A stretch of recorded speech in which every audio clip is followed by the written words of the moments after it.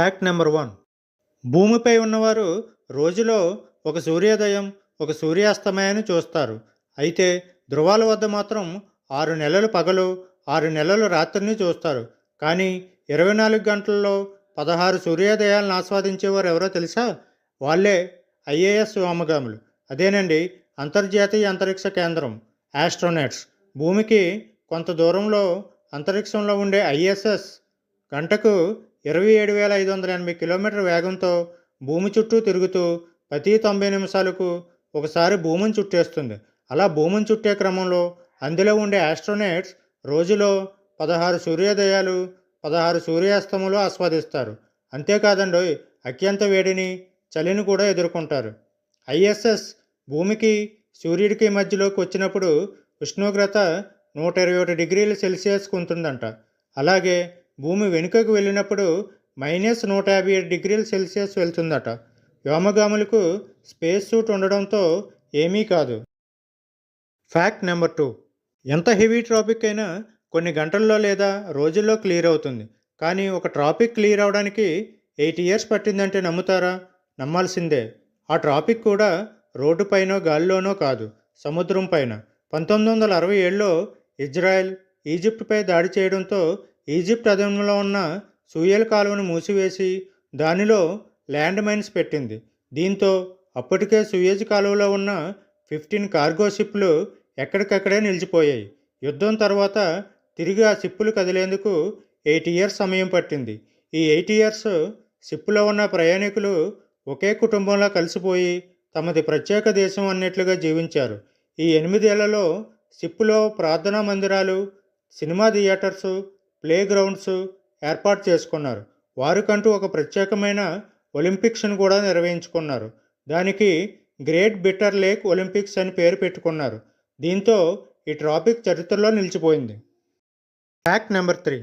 భూమి మీద ఏ జీవి ఎంతకాలం జీవించాలో ప్రకృతి నిర్ణయిస్తుండడంలో ఎలాంటి సందేహమే లేదు.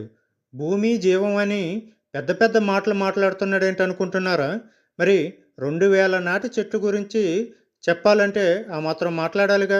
అసలు విషయం ఏంటంటే, అమెరికాలోని కాలిఫోర్నియాలో ఉన్న జనరల్ శర్మాన్ అనే చెట్టు భూమిపై ఉన్న అతిపెద్ద సజీవ వృక్షంగా గుర్తింపు పొందింది. దీని వయసు 2000 ఏళ్ళు దాటిందంట. జైంట్ ఫారెస్ట్ ఆఫ్ సెక్వోయా నేషనల్ పార్క్లో ఉన్న ఈ వృక్షం 25 అడుగుల వ్యాసంతో 1487 క్యూబిక్ మీటర్లు ఉందంట. అంతేకాదు, దీనికి చాలా పేర్లు పెట్టి తీసేశారట.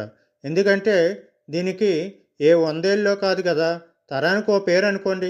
ఇప్పుడున్న ఈ జనరల్ శర్మాన్ పేరు కూడా ఎన్నాళ్ళు ఉంటుందో చెప్పలేము. Fact number 4. సాధారణంగా వాహనాలు వెళ్తున్నప్పుడు గమనిస్తే ఒక్కో వాహనానికి ఒక్కో రంగులో నెంబర్ ప్లేట్ ఉంటుంది. ఎక్కువ వాహనాలకు వైట్ కలర్లో ఉండే నెంబర్ ప్లేట్ ఉండడం గమనించవచ్చు. కానీ మనకు తెలియకుండా చాలా రంగుల్లో నెంబర్ ప్లేట్లు ఉన్నాయండోయ్. అవేంటో చూద్దాం. White colour number plate private లేదా కమర్షియల్ వాహనాలకు మాత్రమే ఈ కలర్ ఉంటుంది. వీటిని వాణిజ్య ప్రయోజనాలకు వాడడం, ప్రయాణికులను ఎక్కించుకోవడం వంటివి చేయొద్దు.